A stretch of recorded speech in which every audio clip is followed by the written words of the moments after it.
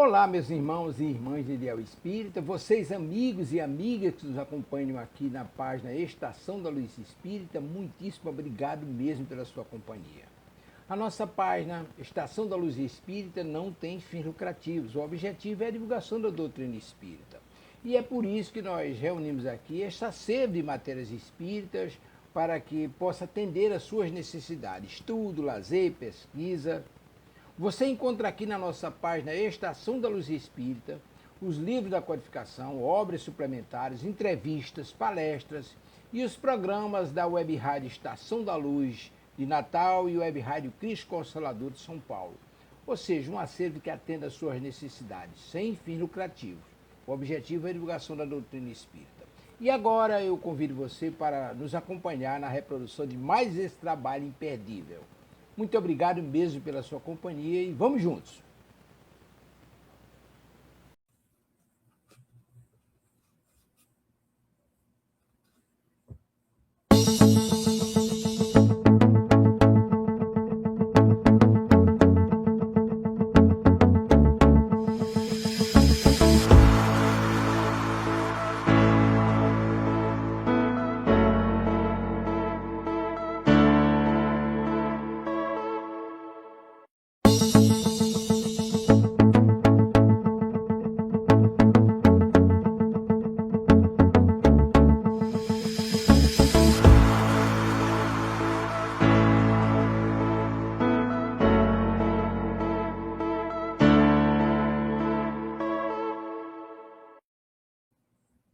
Boa noite, boa noite, boa noite. Mais uma noite de encontro com Joana de Ângeles, mais uma reflexão muito importante hoje. Mas antes de começarmos o nosso estudo, vamos elevar os nossos pensamentos a Deus, a Jesus, aos amigos da espiritualidade, que possam nos abençoar, que possam trazer para nós a alegria de servir a Jesus. Abençoa-nos, Senhor, abençoa a nossa querida Rádio Web Cristo Consolador e toda a sua direção, abençoa cada um de nós, encarnados e desencarnados, e que essa noite seja uma noite de muita paz, de muita alegria. Graças a Deus. Oi, querida, boa noite, boa noite. E os amigos vão começando a chegar devagar, e outros tantos, com certeza, que vão chegando, chegarão em outros dias, em outros momentos. Bom, hoje o nosso tema, para mim, especialmente hoje, foi um tema muito emocionante para mim. Eu gosto muito de falar de Jesus, muito. Dentro das minhas possibilidades, a lição de hoje é uma lição muito interessante, que ela já começa: crer, sou eu. Oi, Berninha. Então, nesse contexto em que a Joana fala dessa crença, não é, em Jesus, que ele estava ali revelando, né, como a verdade, a Joana, quando ela usa esse crer sou eu, é que nesse momento, quando Jesus fala isso, é o reconhecimento e a identidade dele. É a primeira e mais direta interpretação, é que Jesus aí está se revelando quando ele diz: crer, sou eu. Ele quer que os discípulos saibam que é ele mesmo, o seu mestre, e não uma aparição sobrenatural, ameaçadora. A frase serve para acalmar os medos causados pela confusão, porque foi no momento de uma tempestade que Jesus disse isso. Oi, Luzia, oi, Adriana, boa noite. E a afirmação de divindade e poder, quando ele diz, né, a expressão sou eu, é muito significativa na Bíblia, ecoando a forma como Deus se identifica a Moisés lá no Antigo Testamento, eu sou o que sou. Quando Jesus usa essa frase, especialmente nesse contexto de andar sobre as águas, um ato de poder divino sobre a natureza. Então, ele está implicitamente afirmando a sua autoridade, a sua natureza divina. Então, é um lembrete de que ele tem o poder sobre as circunstâncias e sobre os elementos. Oi, brasiliano. Chamado à fé e confiança, o crê ou tem de bom ânimo, não é assim que ele disse? E é um convite direto à fé, diante do medo, da incerteza. Então, Jesus chama, né, aquele grupo de apóstolos, aquelas pessoas que estavam ali com ele, a confiar nele, a depositar sua fé em sua presença e poder. Ele os encoraja a não temer, pois ele está ali, no controle da situação. Paz em meio à adversidade, a mensagem de Jesus é de tranquilidade em meio ao caos. Ele está dizendo, em essência, não importa a tempestade em que vocês estejam, eu estou aqui. Confie em mim, não há nada a temer. Então, esse crer, sou eu, é uma declaração de identidade, poder e um chamado à fé. Jesus se revela aos seus discípulos, afirma a sua autoridade sobre as circunstâncias e os convida a confiar nele para superar o medo e a adversidade. Então, é uma mensagem de esperança e segurança para todos aqueles que o seguem. É muito interessante isso, porque quando a gente lê um título aparentemente tão pequeno, né? Crer, sou eu, a gente não tem ideia do significado do que Jesus estava dizendo, né? Quando ele se revela. E a Joana de Ângeles, ela começa dizendo, porque ele fala da fé, né? A fé nele, os alicerces da fé estão fixados na razão, diz Joana, mas são sustentados pela emoção.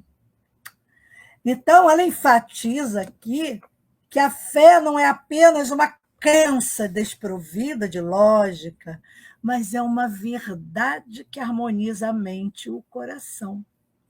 Através dessa combinação, a fé se torna uma força muito poderosa e que promove em nós um viver mais significativo e pleno, permitindo que nós enfrentemos os desafios com confiança e esperança. Não foi isso que ele diz na hora da tempestade? Que ninguém tivesse medo naquele momento, na barca ali, balançando. E ele diz, crê, sou eu. Olha, eu estou aqui, tá? Né? Aquela coisa... Jesus realmente é tão maravilhoso que eu me emociono muito, porque... Quando ela diz aqui que o conhecimento esclarece e facilita o entendimento lógico, a fé nele se aureola de harmonia propiciadora da paz. Então, a busca e conquista dessa fé segura, que não se perturba com a dúvida, ela exige um programa muito bem estruturado, que deve ser mantido com cuidado e sem permitir equívocos. Então, quando ela destaca que a fé não é apenas uma crença cega, é mais uma verdade que se fundamenta na razão e que ganha a vida por meio das emoções, quando ela diz, não é, sustentados pela emoção. Então, isso sugere que a fé é uma construção equilibrada, enquanto a razão oferece fundamentos lógicos e sólidos para que a gente acredite, As emoções, elas trazem paixão e o significado a essa crença.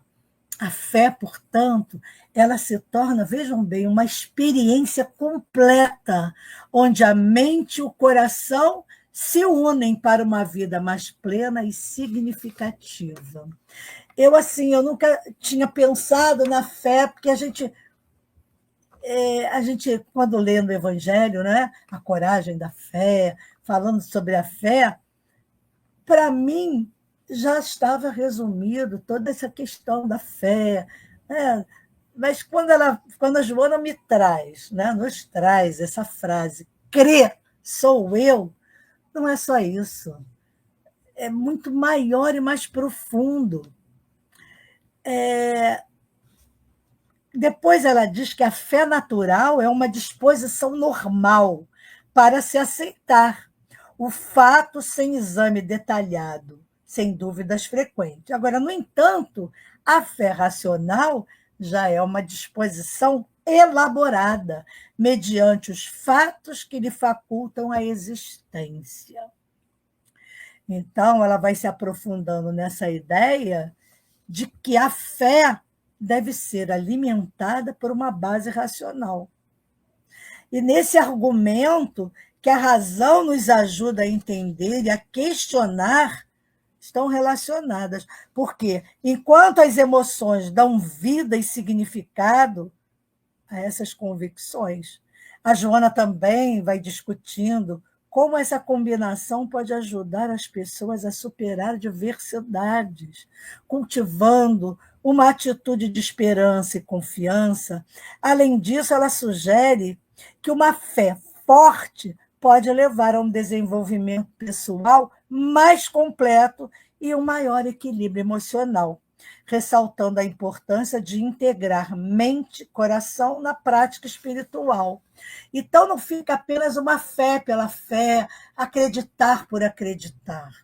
Essa fé, essa crença em Jesus, que aqui a gente está falando de Jesus, quando ele reflete a sua identidade, sou eu, como filho de Deus, fonte de esperança e salvação, é para nós pegarmos esse exemplo, aí eu pensei, a nossa vida é como se fosse um grande barco, não é? Que nós estamos no meio da tempestade. Às vezes o mar fica calmo, mas às vezes vem os balanços e vem as tempestades. Então, quando ele diz, crê sou eu, ele está nos concitando a orarmos, a elevar o nosso pensamento no meio da tempestade e dizer, não é? Senhor, eu sei que tu estás aqui. Nós acreditamos, nós temos a certeza absoluta da tua presença e o barco não há de naufragar. Estamos prontos para enfrentar as tempestades, até os tsunamis, mas com a tua presença entre nós, na certeza de que estás aqui conosco, a gente não teme mais nada. Porque a Joana também fala uma coisa muito interessante, que, por pior que possa acontecer qualquer coisa na vida da gente, o pior que pode acontecer é a morte. Mas se a morte não existe nada pior que possa nos acontecer. Porque se a gente estiver doente, estiver sentindo dor, bem, faz parte da nossa vida, né? São as tempestades, as doenças, mas que nos levem ao desencarne. A importância que isso tem se nós temos a vida eterna, né? Depois, quando ela fala, quando estabelecida essa fé raciocinada, aquela que resiste às teorias que se opõem, sim, porque tem as teorias que se opõem à fé, necessita de frequentes cuidados. Precisamos cuidar da nossa fé a fim de permanecer irretocável, ela diz, e de reflexões constantes em torno do seu conteúdo, com análise sempre atual de experiências que apresentam outras interpretações. Então, precisamos entender, aprendi com Joana isso, é que eu digo sempre, exatamente, minha amiga querida, o avanço da ciência nesse sentido, em várias áreas, ele oferece com frequência explicações lógicas, não é verdade? E demonstrações que colidem com as crenças, que normatizam os comportamentos humanos. A gente vê isso nas crenças religiosas, é claro, né? Que se contrapõem à ciência, que não aceitam a ciência, como Kardec disse, que a ciência comprovaria tudo que estava sendo dito, enquanto que outras religiões, a crença é a fé pela fé. Não, acredite que é assim mesmo. Eu fiz catecismo, agora eu soube que não é mais catecismo, é catequese, mas eu fiz catecismo, então a gente aprende o quê? Né? Por que é pecado isso? Porque é assim, é pecado porque Deus, assim, tudo era vontade de Deus, tudo era aquela coisa assim, acredite, porque tem que acreditar, e são coisas de mistérios da fé. Né? Aí eu me lembro de uma novela antiga de Dona Milu. Quem conheceu Dona Milu sabe, né? Mistérios, quando ela dizia. Então, na igreja, eu aprendi que eram os mistérios da fé. Então, a fé é misteriosa. Então, que fé que eu vou cultivar se ela é um mistério para mim? Não é coerente. Mas hoje, né, depois da gente vai amadurecendo, a gente vai perguntando à própria religião que se professa se ela faz sentido para a gente, né? Então, esses contrapontos, a Joana até fala que devem ser debatidos fraternalmente.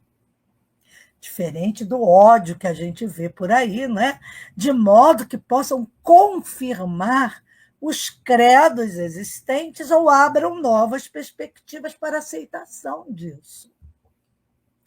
Então, existem centenas de crenças religiosas que se impõem à sociedade com terríveis castrações morais e emocionais, como fundamentais para a nossa vivência. Mas essas crenças são vítimas de quê? Do medo. Elas são aceitas sob injunções dolorosas, porque são ameaçadoras. Quem é que não lembra e não vê até hoje crenças desse tipo, não é? Dessa forma? Você vai para o inferno. Se você não se arrepender, Deus vai te castigar. Olha, Deus está vendo. Sim, a gente sabe que Deus está vendo, mas fala de Deus, eu nunca vou esquecer também. No meu, eu já esqueci o nome do meu missário, mas o meu livrinho de catequese, de catecismo, tinha um olhar gigante numa pontinha, acho que quem fez deve lembrar, era Deus. Então, aquele olho de Deus, aquilo dava medo. Imagina uma criança saber que tem um zoião gigante te olhando o tempo todo, igual desses programas aí de Big Brother, como se Deus precisasse ficar me vigiando individualmente, porque ele já me conhece, já sabe tudo de mim. Então, essas crenças são terríveis. Né? Outro trauma, tanto que são coisas tão interessantes que a gente, burra velha, eu não esqueço. Eu, criança ainda, então, nesse caderninho, tinha um banquinho, aí a criança estava ali sentadinha, e do lado dela, né, atrás, assim, um diabão enorme, vermelho, de chifre, com um rabo, um tridente. E do outro, acho que tinha um anjinho, né, um anjo. Gente, isso é coisa de dar terror à criança, porque não, a criança ainda não tem o discernimento, a maturidade, até mesmo amadurecida mentalmente, né? O cérebro ainda não tem maturidade para entender isso, o bem e o mal.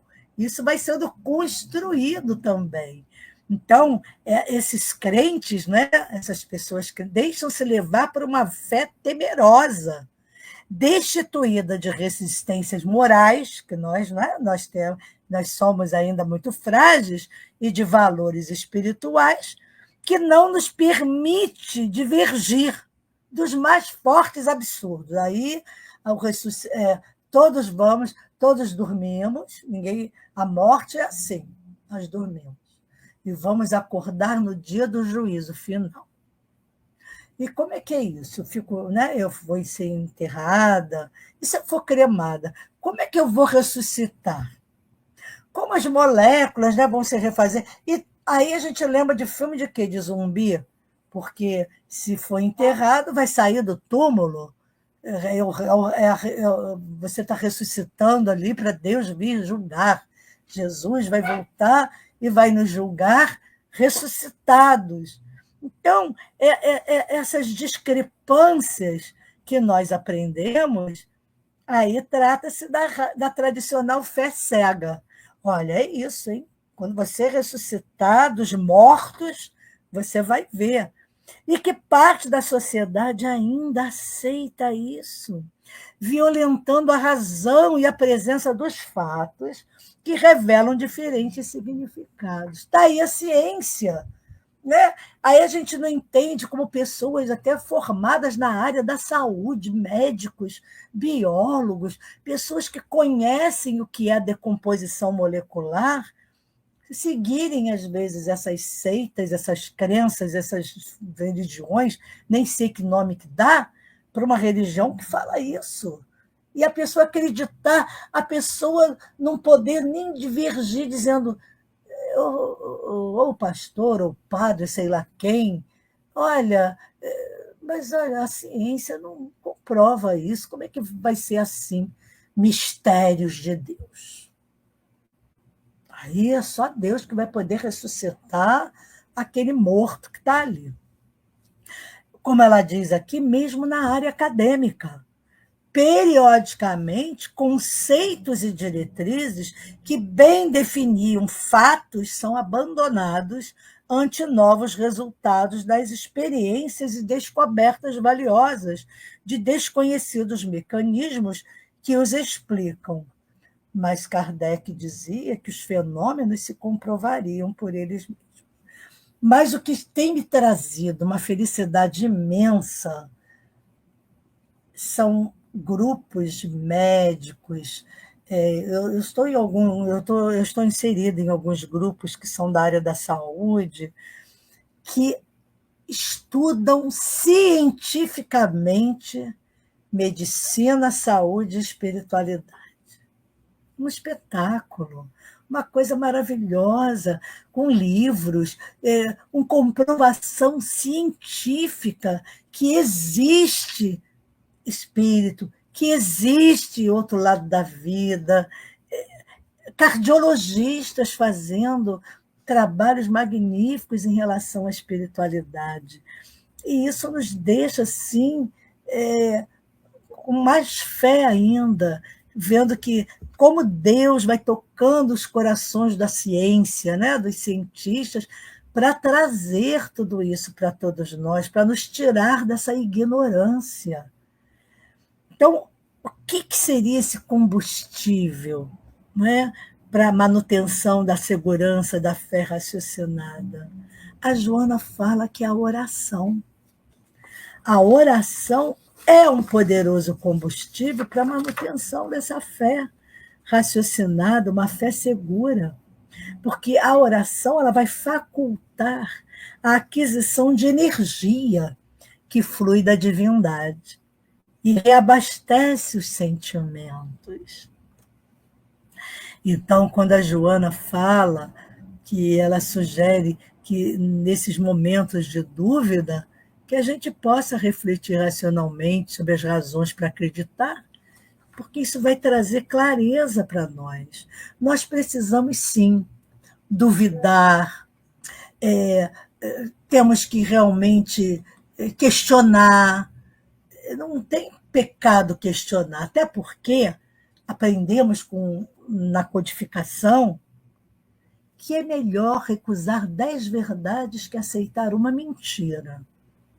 Olha como era como é coerente, não é, Kardec, nessa codificação.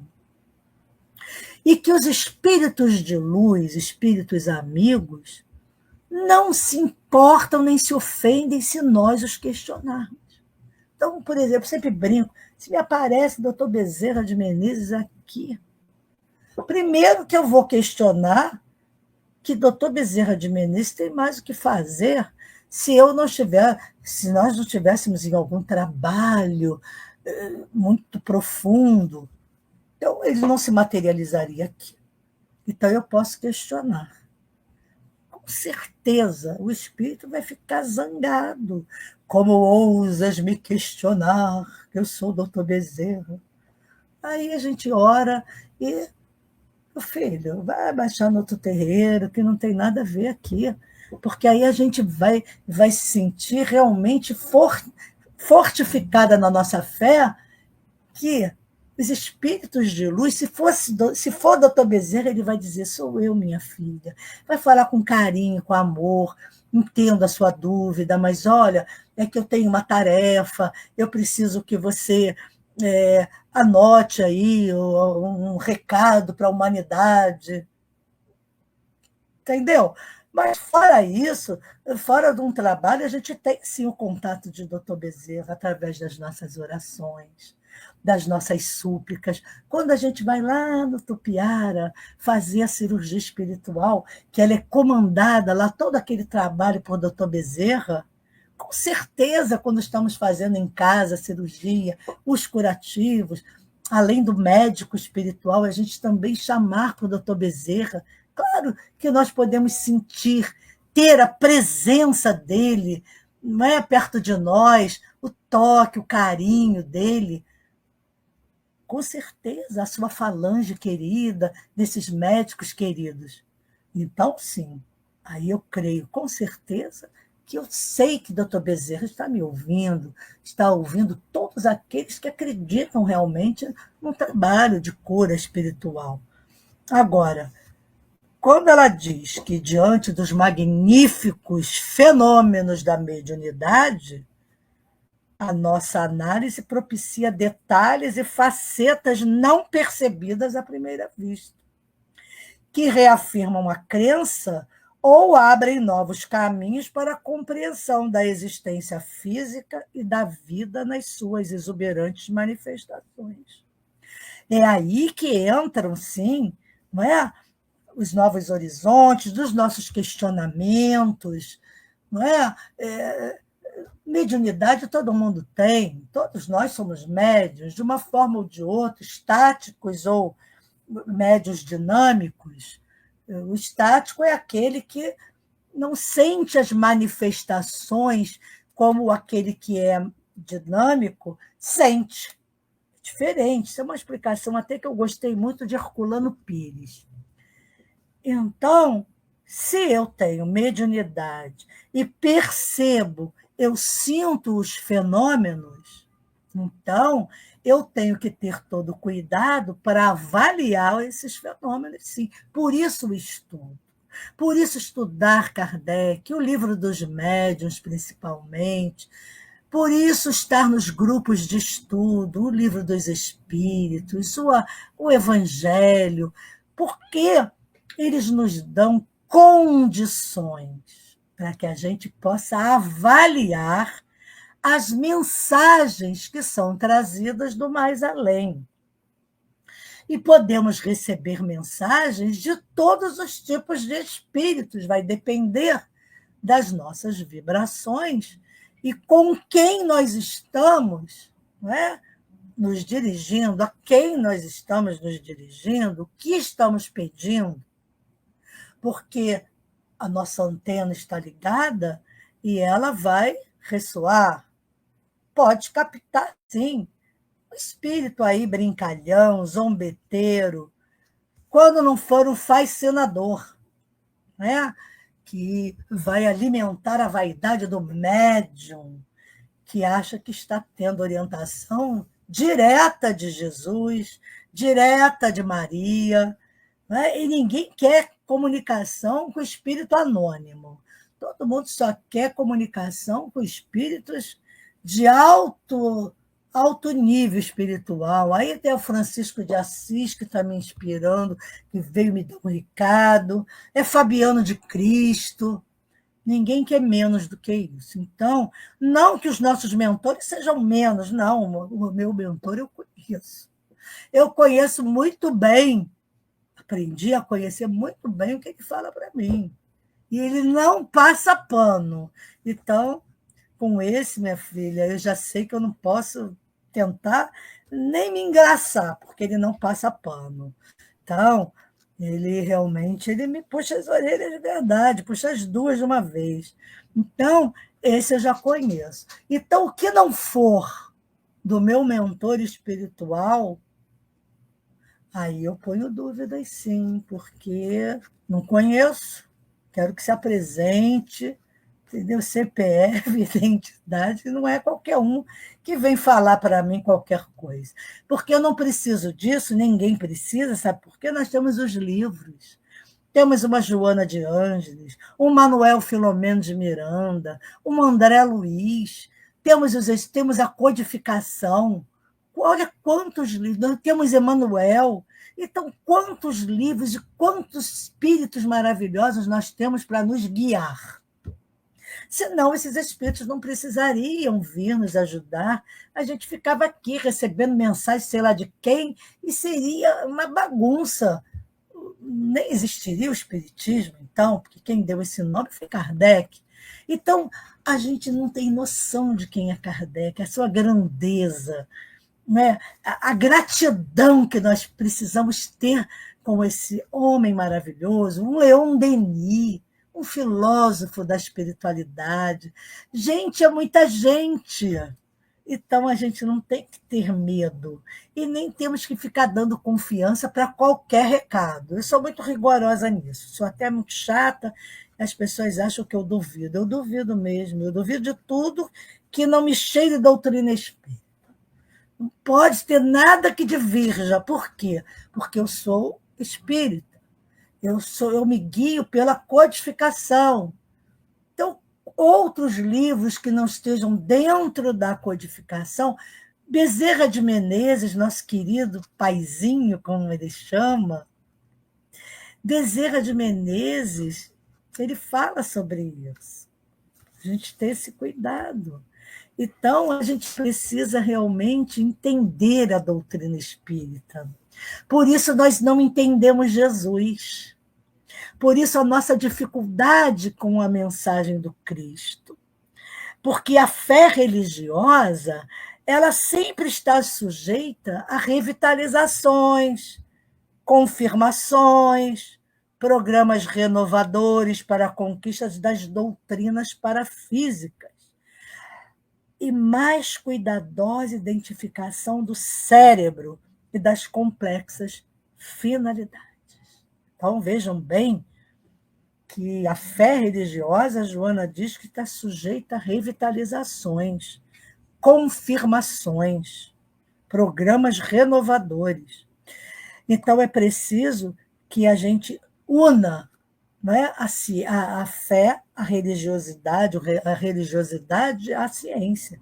Porque cada dia mais ela fala, e é verdade, as neurociências demonstram os extraordinários poderes do nosso encéfalo. Não é? Que o encéfalo é esse conjunto todo que a gente tem, tronco, cerebral, cerebelo, né? A parte superior do sistema nervoso central, que controla o organismo. Tudo isso que está dentro do nosso crânio se chama encéfalo. O cérebro faz parte desse conjunto. Então, a neurociência está trazendo notícias fabulosas do quanto nós ainda não utilizamos boa parte do nosso encéfalo, do nosso cérebro. O nosso cérebro ainda é um grande desconhecido para todos nós. E a ciência está estudando. Bom, eu estarei no Mednesp no dia 18, se Deus quiser, em São Paulo, tanto que no dia 19 não teremos Joaninha, porque eu já avisei na rádio que eu estarei lá. lá em São Paulo, trazendo notícias maravilhosas. Teremos palestrantes maravilhosos que vão falar sobre o curar-se, sobre a cura através da espiritualidade, médicos. Teremos muitos profissionais dessa área da medicina, da saúde, que vão falar disso. Então, está concorridíssimo, acabou as vagas, não tem mais ingresso, a ponto deles terem aberto para o online. Mas as pessoas no online só vão poder assistir às grandes palestras do salão. As palestras menores dos salões não vão poder ser vistas. Mas ainda dá para se inscrever. Entrem lá no Mednesp, na parte da online, tem vaga, vocês podem se inscrever, é um valor simbólico. Vai ser muito legal se as pessoas puderem se inscrever no Mednesp. Eu faço propaganda porque eu vou de 2 em 2 anos ao Mednesp, porque a gente respira espiritismo, a gente respira ciência, a gente vem renovado. É como se fosse para um spa espiritual, eu considero. Será uma longa viagem, porque eu terei que ir de ônibus. Aqui da minha cidade fica complicadíssimo ir de avião, porque eu tenho que ir para o Rio. Então, eu terei que ir de bus. Então, é uma viagem longuinha de ônibus, mas tudo bem, de noite a gente vai tirando um cochilinho, ouvindo ali uma palestra, escutando ali um programinha, e tudo bem. Mas vamos pensar na neurociências também, vamos estudar neurociências. Então, vai culminar o estudo dessa ciência nova com as possibilidades dos neurônios em suas comunicações químicas e biológicas. Gente, como é que religiões ainda arcaicas podem entender isso? Então, se a gente pensar que nós estamos na frente, nós estamos realmente... Não dá mais para voltar atrás e mudar de lado, não é? Tem como, mas a gente vai se enriquecendo e adquirindo força e fé confirmadas pelos fatos científicos. Então, por essa razão, o codificador, nosso querido Allan Kardec, afirmou: fé legítima somente o é a que pode enfrentar a razão, que são os fatos. Face a face em todas as épocas da humanidade. Kardec. Então, a realidade muda de denominação através dos tempos, mas sempre definindo o que é legítimo. O que eu lembrei também, falando de Bezerra, quando eu estava falando desses espíritos, os espíritos espíritas. Porque o Bezerra, ele fala sobre isso, sobre os espíritos espíritas.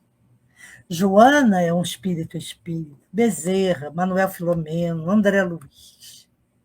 Porque no mundo espiritual também existem espíritos que não são espíritas, mas que já estão num nível de bondade. Não é porque ser espírita é bom, não. Eu digo de avanço espiritual. Existem espíritos que nunca foram espíritas aqui reencarnados, mas são de outras religiões, ou nem tinham religião, mas realmente tomaram o bem, pessoas que evoluíram, porque está lá no Livro dos Espíritos. Se só os espíritas tivessem salvação, seria também uma injustiça. E quem não acredita em nada e é bom, são pessoas generosas, muito mais até quem tem religião, a gente sabe disso. Então, tem espíritos... Eu lendo certa vez, eu não lembro de nada, de livro nenhum que eu leio específico, mas eu vou me lembrando dos detalhes.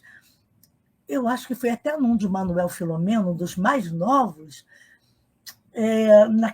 naquela situação do tsunami, e que os espíritos foram chamados de todos os países para acolher aquele desencarne, e ali que eu entendi que nem todos os espíritos falam a mesma língua A gente fala português, mas se eu, de repente, vou lá ajudar na Rússia, numa equipe que me chame, porque estão precisando de forças, eu não sei falar russo, entendeu? Então, aquelas pessoas serão entendidas, vou entender aquilo de uma outra forma, através da telepatia. Então, eu estava lendo sobre isso, achei isso muito interessante, faz sentido, porque se você viveu a vida toda naquele país, você conhece a língua daquele país que você nasceu, que você viveu muito tempo. Então, eles chamavam todas essas pessoas, elas corriam para ajudar, e uma coisa, justamente isso, nem todos os espíritos que eram chamados eram espíritas, mas eram pessoas do bem, voluntários, que queriam ajudar aqueles países, aquele país que eles nem conheciam, mas que estavam precisando de ajuda. Não tem isso? A gente não vê nesses desastres terríveis, como houve Brumadinho e outros mais, no mundo todo. Não aparece gente de outros países que nem sabem falar realmente a língua, mas estão ali para ajudar no rescaldo, né? Para salvar vidas. A mesma coisa, de melhor modo, no mundo espiritual. Quando eu li sobre isso, achei tão interessante, aí eu entendi quando Bezerra diz aos espíritos espíritas. Ah, entendi, porque eu achava, na minha santa ignorância, que desencarnou, pô, já virou espírita, só porque conhece, que viu que a vida continua. Não, não é porque eu sei que eu desencarnei, que a vida continua, que eu me torne espírita, mas eu me torno um espírito melhor.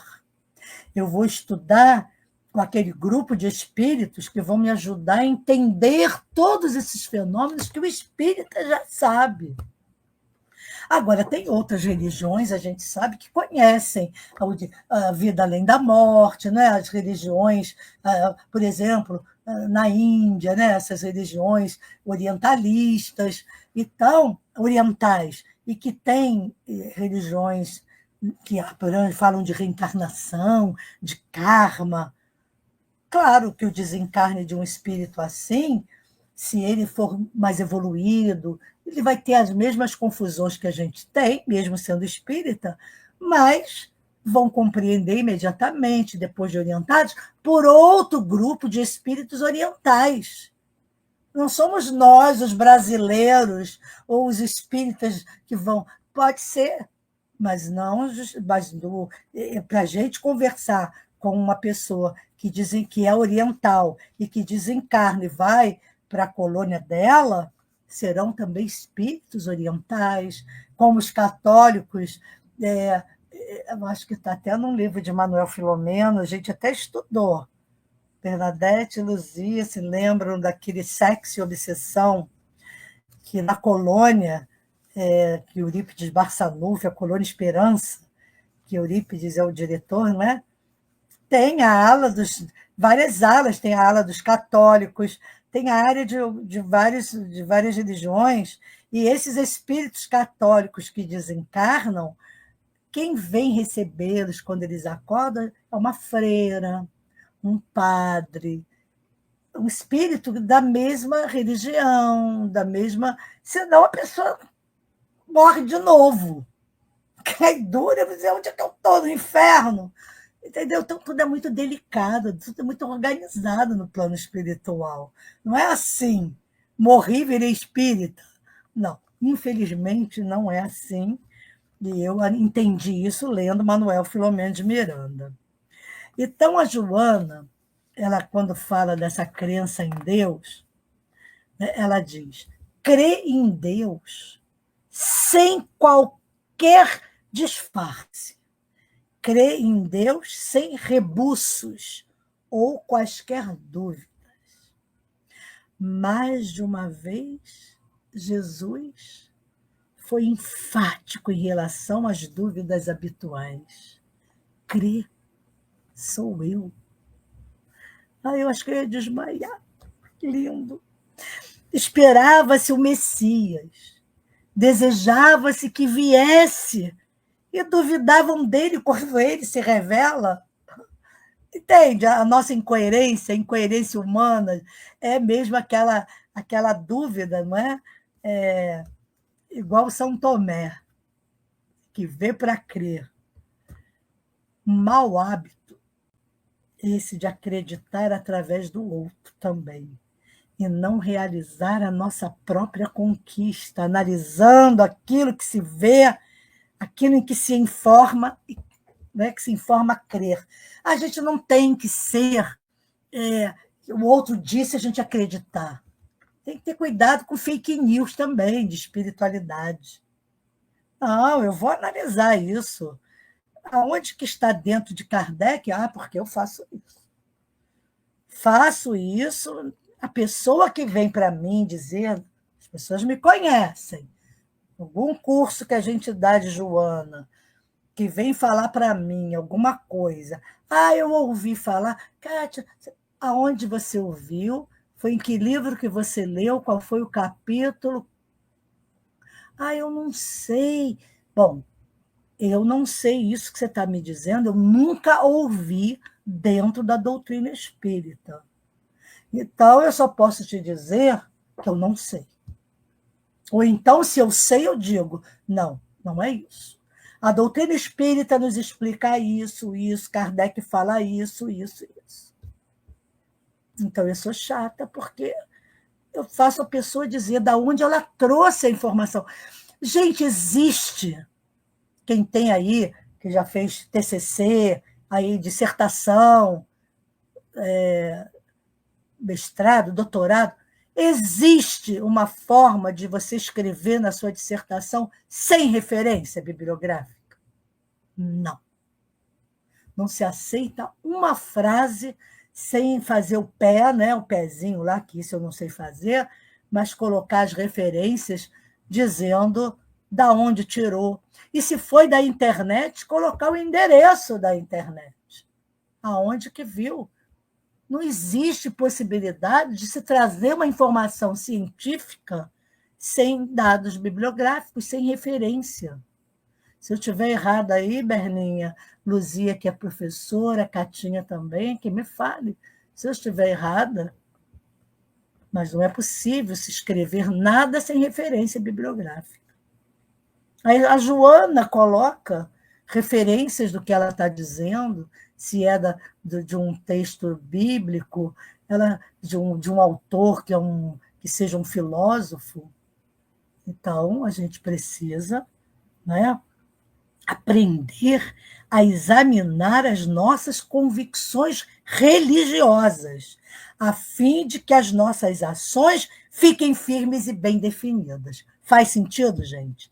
Porque a fé real não está sujeita às variações do tempo, lugar e modismos.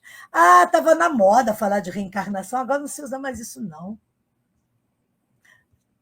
Tais tudo escrito científico no Brasil precisa seguir normas técnicas, exatamente. Aquelas normas da ABNT. Eu quero chorar. Terríveis. Então, vejam bem, como é que a gente vai não aprender a examinar as nossas convicções religiosas? Questionando. Até mesmo um palestrante, se falar alguma coisa, eu vou questionar, que eu não entendi, ou que eu vi que eu nunca li aquilo em lugar nenhum. Mas é por isso que tem que ter embasamento teórico, por isso o embasamento doutrinário, porque senão você fica engolindo tudo como pílula e acha tudo certo. Aí vem com essa coisa de eu ouvi falar, o palestrante disse isso, mas qual é o tema da história? Ele estava baseado no quê? Mas ele falou nisso em que contexto? Porque se para mim for uma coisa aberrante, eu vou questionar sim, claro que vou. Então, veja bem, a fé real não está sujeita às variações de tempo, lugar e modismos. Encontra-se estruturada na rocha das convicções.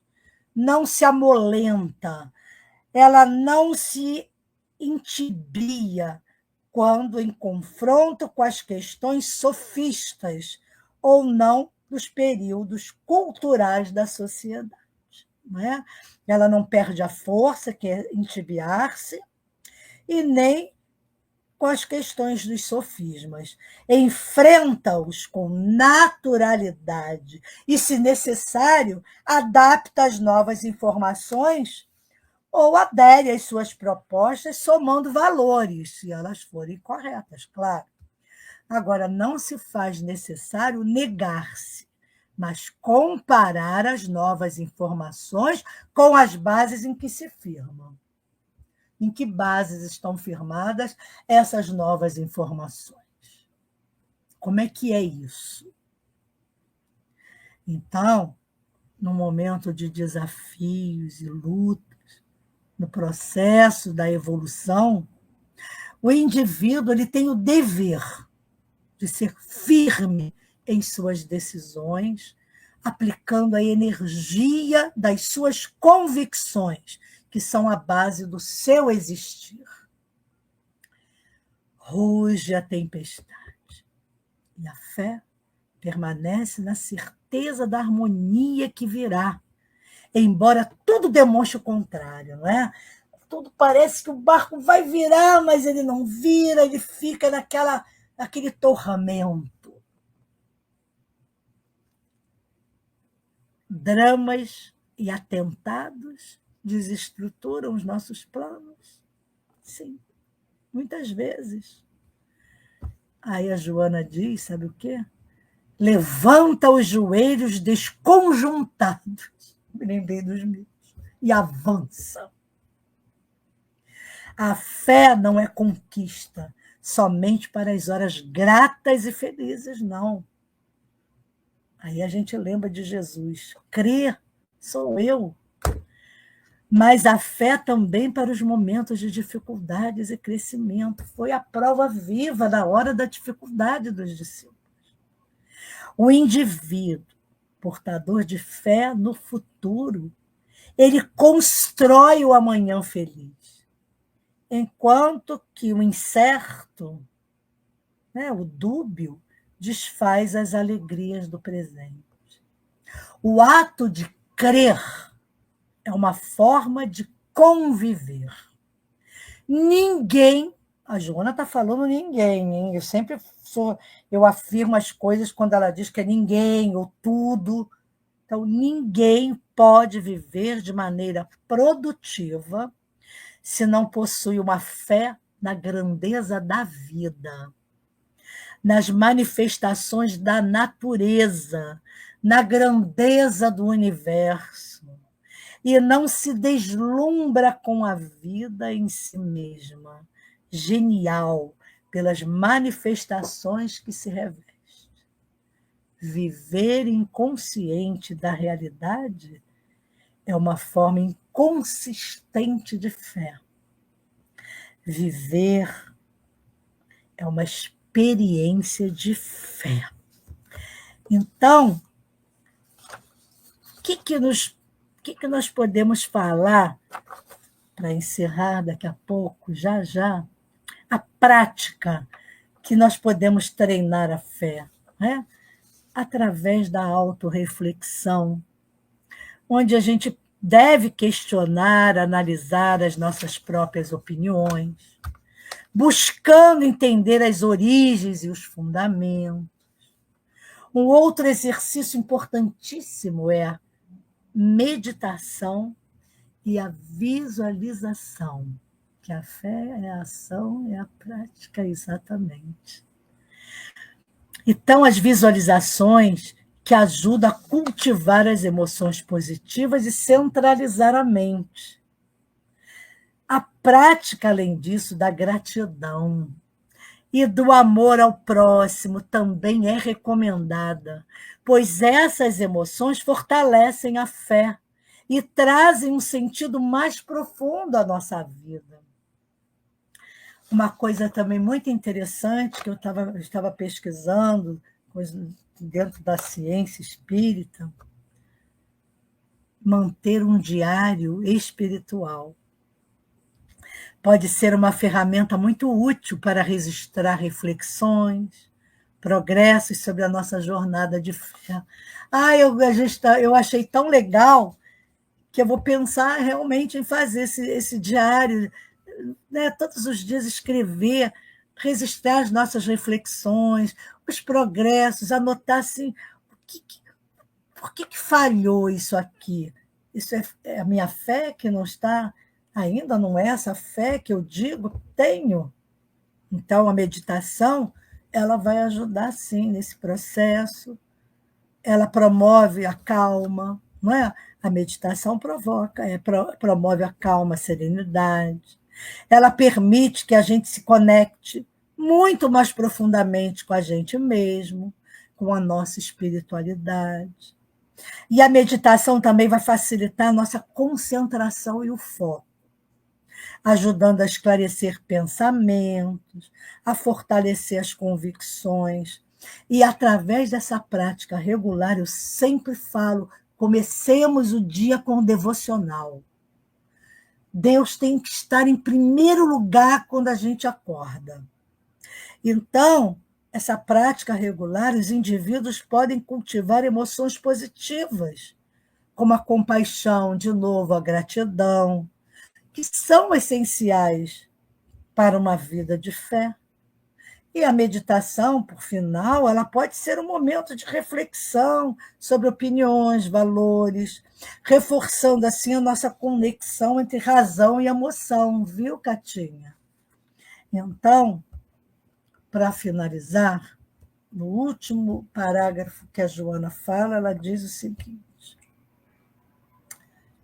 quem o visse é Jesus, vencido na cruz, dilacerado e sem forças, não acreditaria que aquele holocausto fora necessário para que ressuscitasse depois, aureolado de beleza e de paz. Então, que possamos, a partir de agora, no momento das nossas dificuldades e no momento da nossa felicidade, entendemos que Jesus está conosco. Tenhamos fé, acreditemos nele. É ele que está perto de nós. Ele nos prometeu isso. Então, Jesus conosco o tempo todo. Que possamos, nesse momento, elevar os nossos pensamentos a Deus em gratidão. Pedimos pela misericórdia do nosso planeta, que ele seja envolvido pela luz branca da paz universal.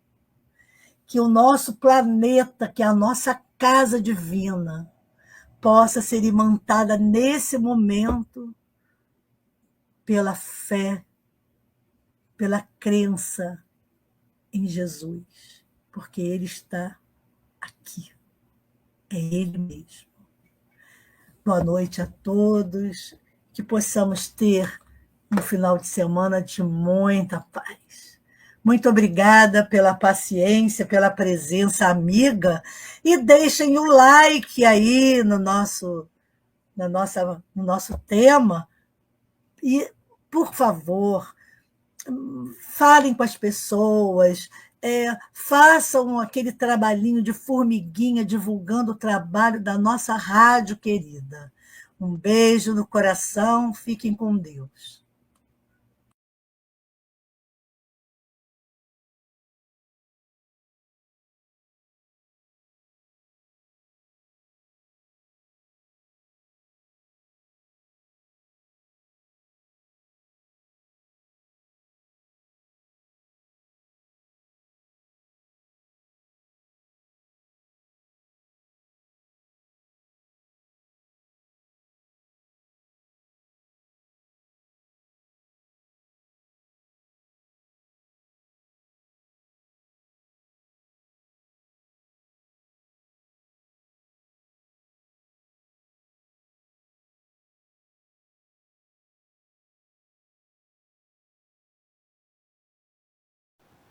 Chegamos ao final da nossa atividade. Muitíssimo obrigado mesmo pela sua companhia e espero você no próximo evento.